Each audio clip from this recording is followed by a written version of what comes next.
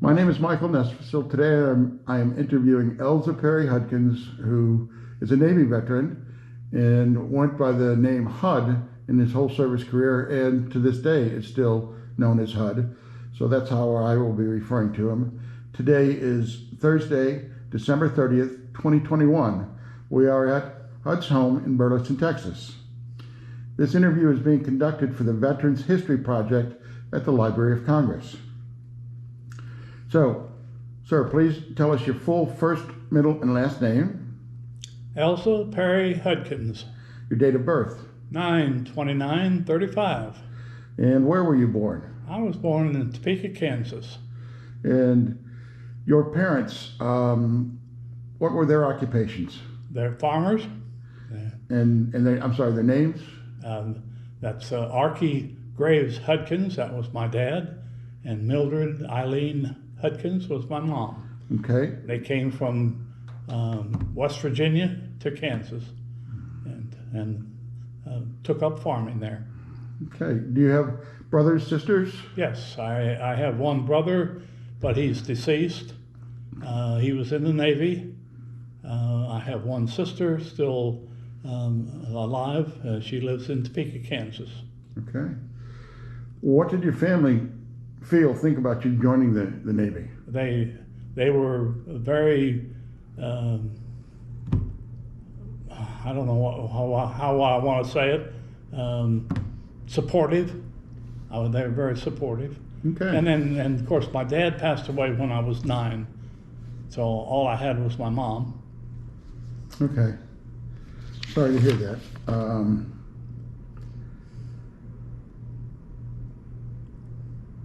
Where did you go to, elementary, high school? Did you attend any universities? Yes, Kansas University of Kansas.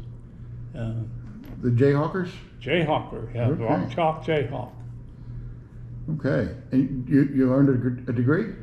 Yes, in accounting. Okay. Did you do high school and elementary in Topeka?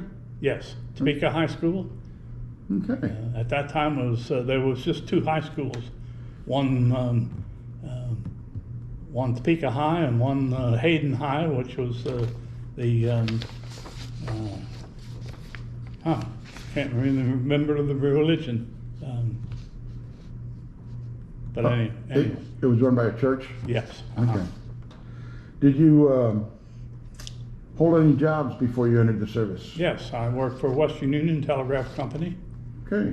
I started with them in 1950, and I didn't enlist in the service till 1953. Okay.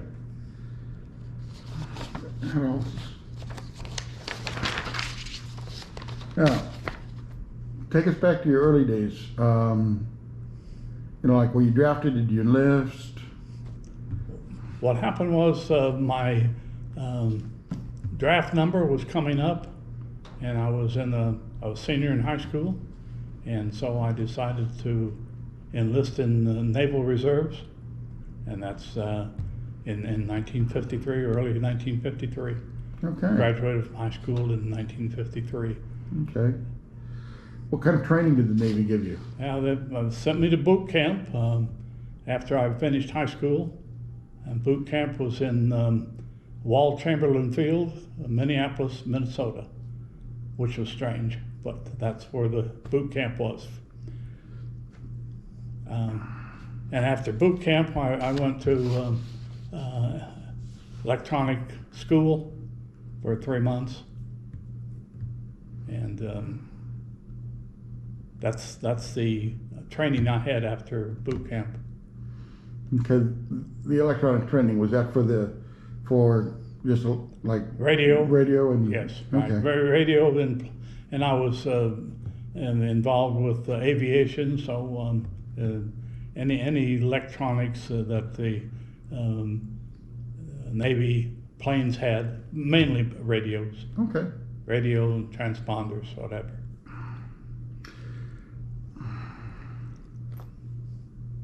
So, any vivid memories, most vivid memory of your training time? Best part, worst part? Oh my goodness. Best part was I I went in weighing 150 pounds and came out weighing 180, and most of it was muscle. We were trained by Marine DIs, and the worst part, we were constantly moving, and we thought we was going to die. But they broke us down and trained us the way we should be trained, I guess. Sure. We duck walked everywhere. That was one of the things. Yeah. So worst part duck training, duck walking, and best part you learned something. Yes. Okay. Yeah. Learn to work together. Learn to participate together. I was a squad leader in the boot camp, so I was able to lead men. Okay. What was your first assignment after you finished training? So Elza, Kansas. Okay. That's where I was stationed, Elza, Kansas. Did you receive any specialized training or qualify with any type of special equipment? Well, most of the radios, I worked in the radio shop there in Elza, and at that time worked on radios coming out of fighter planes. Okay. So, and then I was transferred to a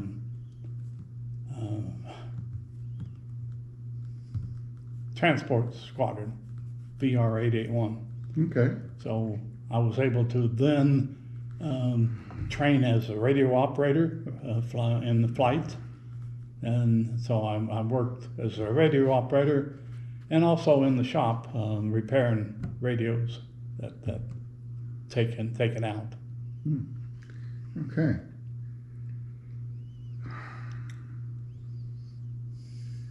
What would you say was the hardest part of your training?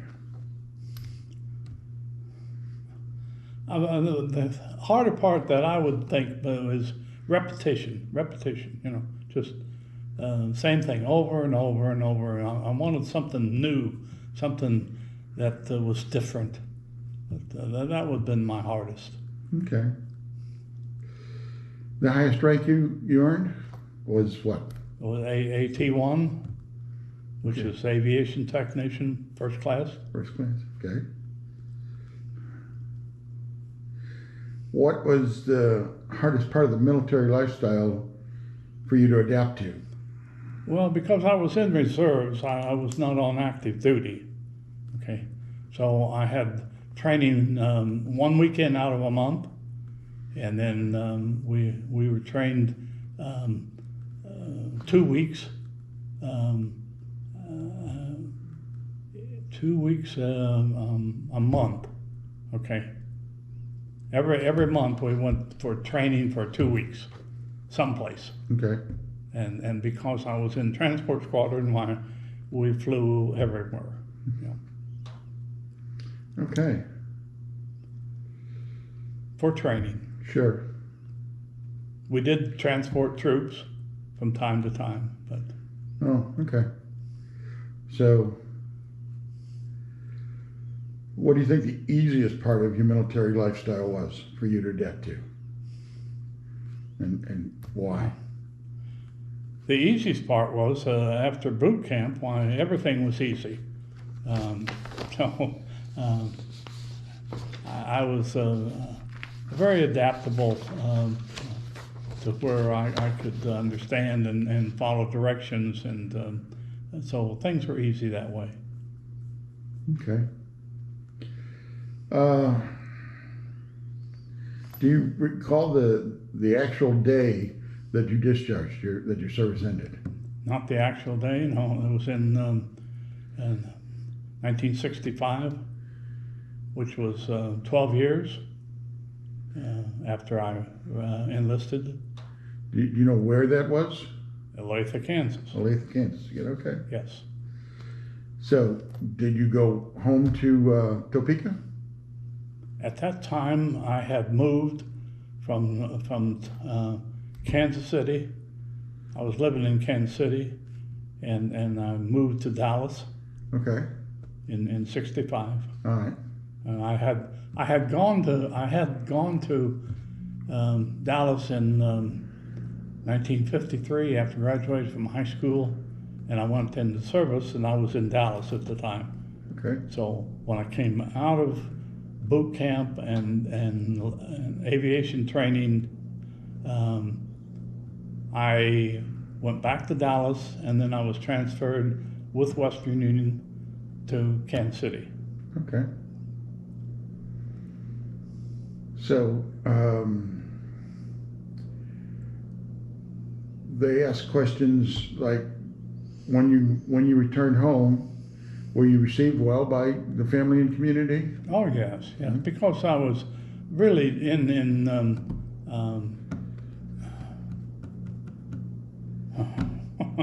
words leave me.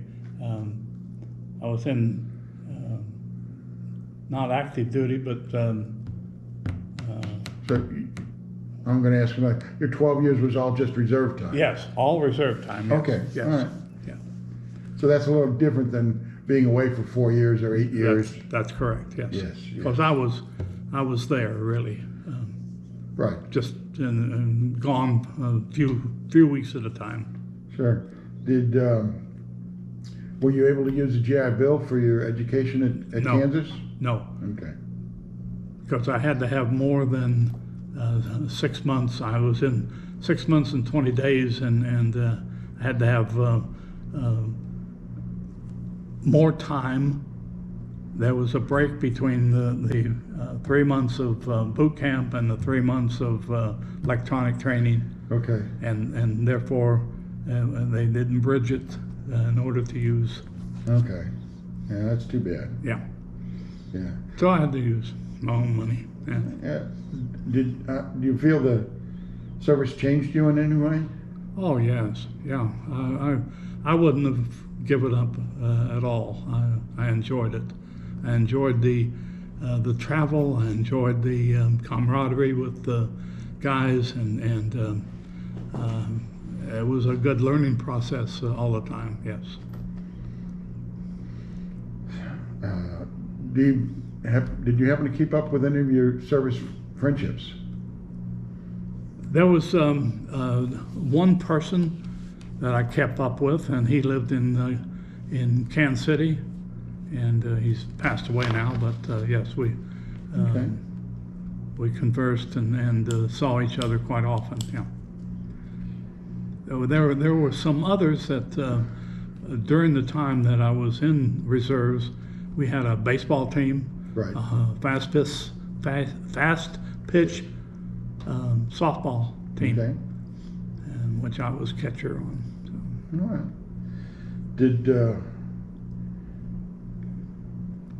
How did this service affect the way you relate to other people?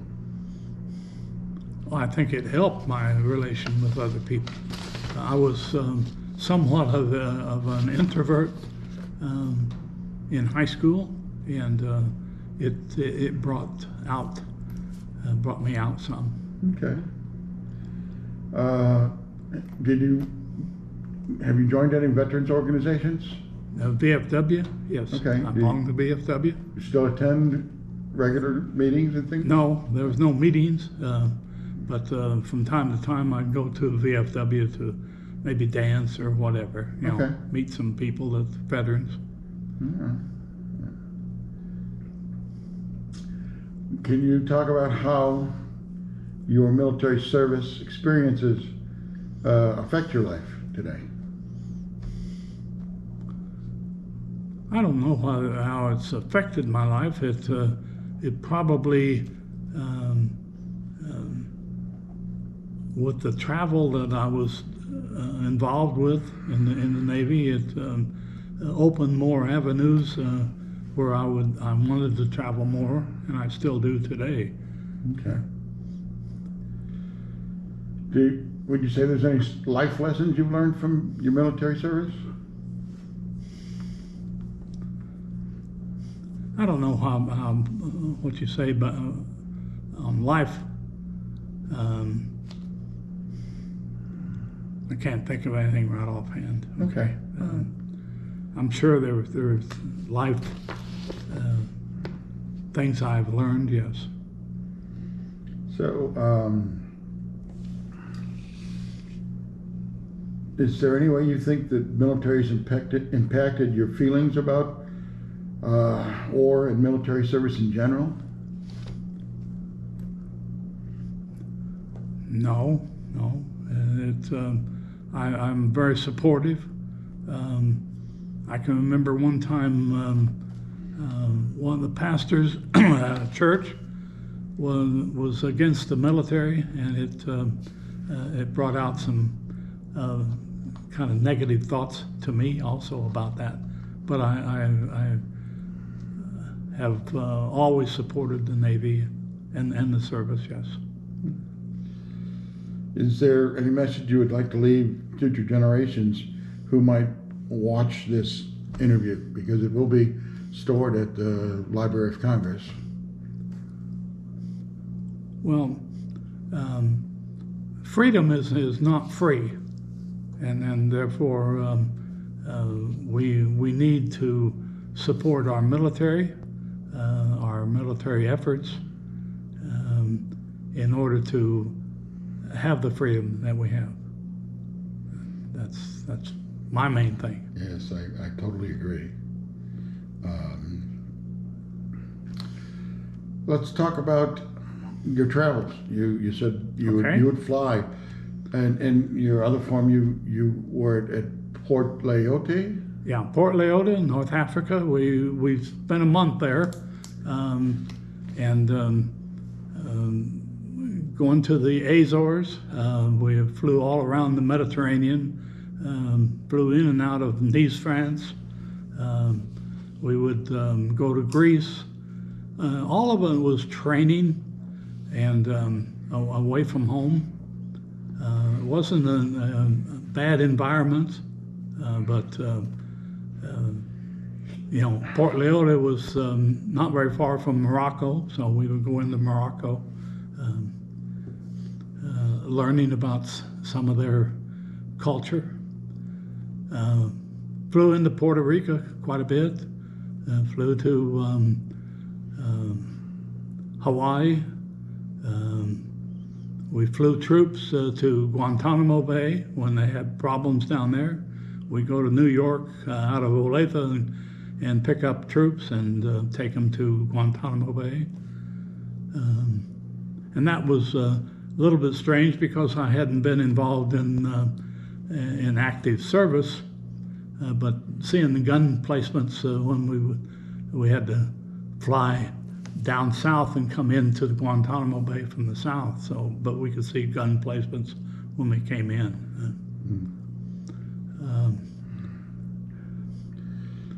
We flew, Puerto Rico. I'm trying to think of where else. We were in Whidbey Island, off of Seattle. Okay. But it's all in training. When we had, especially when we had our 2 weeks, we would do a lot of training and flights. And I learned to be a better radio operator, Morse code, as well as verbal. Mm-hmm. So when you do these travels, would you spend the night in San Juan or other place? Oh yeah. So what do you was there favorite foods? Did you not like some of the food? No. We would try to eat some of the food from that culture. We still, I still like the American food, but I wasn't afraid to try different culture foods. And we got an opportunity to do that. Okay. I've heard, I think it is Morocco, that they eat a lot of lamb there. A lot of what? Lamb. Oh, yes. Yeah. Lamb and then chicken. But the meat markets were quite different, because they were on a corner and the meat hanging out there in the open, and sliced meat off. It was just strange. Sure. That when you like went to Morocco, did you stay in Navy quarters or did you stay in local accommodations? No, we stayed in Navy quarters. Yeah, Okay. yeah, yeah. All our stays were in Navy quarters. Okay. Do you remember where you put into in Greece? No, I was trying to think where we put in Greece. I don't remember, and I should have looked it up, but I didn't. That's okay. Yeah. I just, it's you've been a lot of places and Yeah, yes, I have. And a lot of different places, a lot of exotic places, as I used to think of them. Sure. I want my brain is, I want to go touch on the food again. Is there anything you did eat of, another culture's food that you really liked and would enjoy having again today? No. No? I can't Okay. think of, no, sure can't. Okay. Did you partake of any of the local alcoholic drinks? Oh, yes. Okay. Oh, yes. Yeah, you always had to try the local beers. Yes. Yeah, that was part of our culture. Yes. Any particular beer you liked or didn't like, or? I like the dark beers. And I like to try those. Puerto Rico had some dark beers. Okay. And then Morocco had different. I don't even remember the names of them, but they were different than our beers. But and we used to think at that time beer is beer. Yeah. Right. I can relate. Just trying to. Is there any place you'd care to go back and visit again as a civilian? Oh, Hawaii. I went back to visit. Oh, did you? Okay. Yeah. I didn't go back to Puerto Rico. I haven't been back. No, I haven't been back to Nice, France either. But I've been to Spain, Rota. We used to go into Rota, Spain. Right. But I haven't been back there. No. Overseas was good, but I've been to some different places in Europe, but not as a Navy, but as a civilian, and it was different. So I like that travel, and then because of the travel with Navy, I wanted to do some other travel, see some other places. Sure. As a reservist, you are on these 2-week summer training drills. So I take it you weren't allowed to take any days off and go someplace else, or because it was, or did they give you liberty and Yeah, we had liberty. Okay. Yeah, we go off base whenever we weren't, during the daytime we had things that we needed to do, but we had liberty in nighttime. Yeah. Okay. When I think of places like Greece and North Africa, I think of the historian. I love history. I think of like all those old buildings in the Parthenon in Athens. Did you do any like tours to go out and see? Yeah. Old Roman things. Yes. Okay. Yeah. That's we would go off base and roam around. We went to I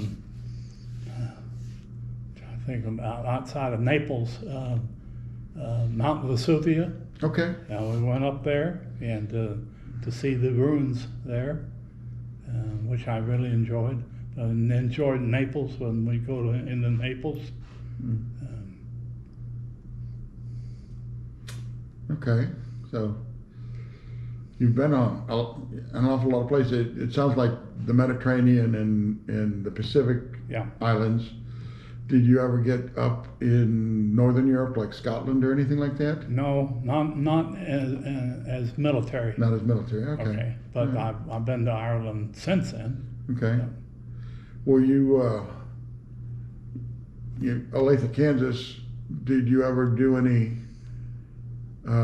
travel to other other naval stations in the United States? Oh yes, yeah, all types of them. Where? Everywhere. Pensacola. Okay. We fly into Pensacola. We fly to Whidbey Island. We would fly to Bangor, Maine. There was anywhere there was a Navy base, we would go to and do touch and goes and training. Would you ever spend the night or couple of nights there Yes. and get out and like from Pensacola to get to like maybe take a Sunday afternoon and lay Yeah. on the beach? Sure. Okay. Sure.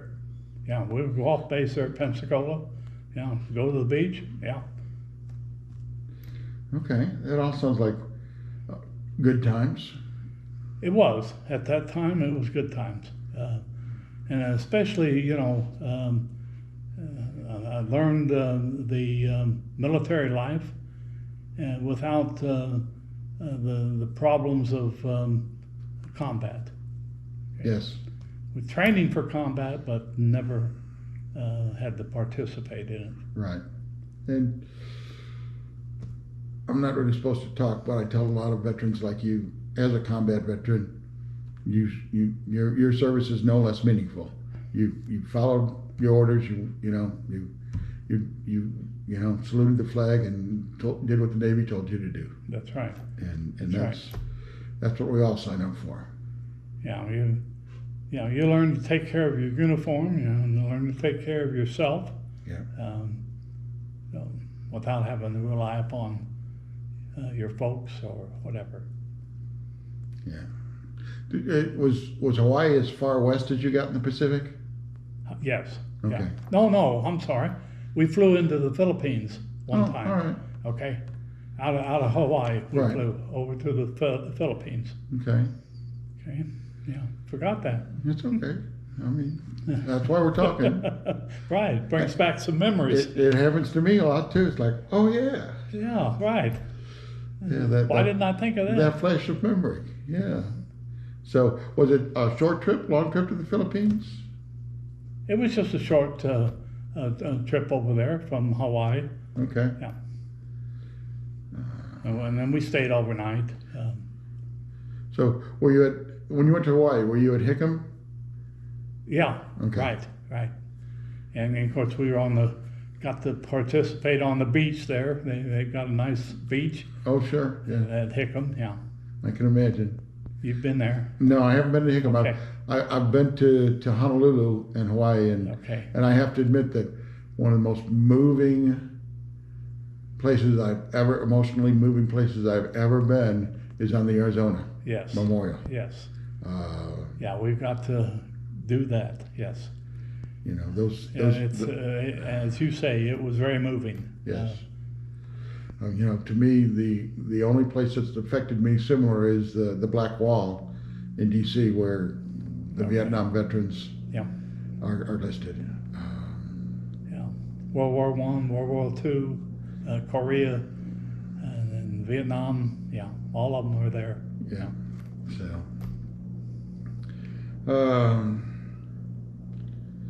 you mentioned two different type of aircraft you flew with. Yeah. Did you like one better than the other? I liked the R5Ds. The radio operator position was, to me, a little bit better than the C-54Qs.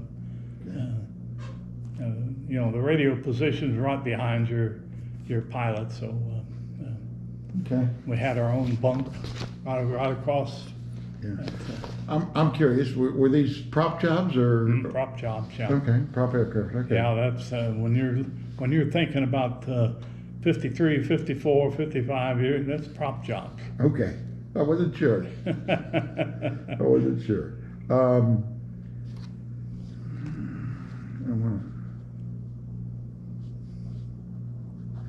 So, is there anything you'd like to add that we haven't covered in the interview? No, I cannot think of anything. I think this is a good thing that has been undertaking to record the veterans' thoughts and their travels. Where in the future people can view them and Yes. talk about them. Yeah. Say, hey, things are a little bit different now, but this is what he went through. Yeah. Yeah.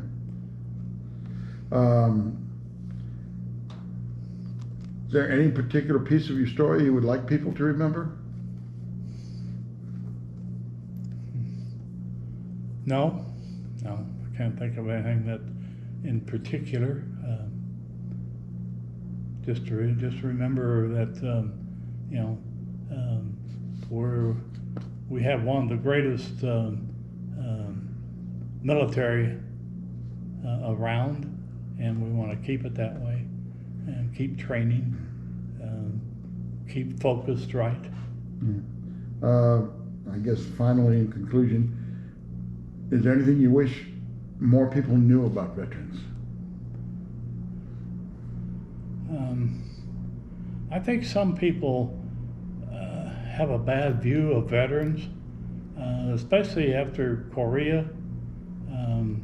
People didn't accept that, didn't think that it was necessary for us to go over there, and therefore when the veterans came back from Korea, it was not a really good sight. And I think that we need to focus on what the true meaning of military life is for us. Okay. Well, thank you so much, Hud, for your time. It's been very interesting I talking appreciate and that. listening to you. We have talked briefly on some of it, but I'm glad to have this opportunity. All righty. Thank you again for your service.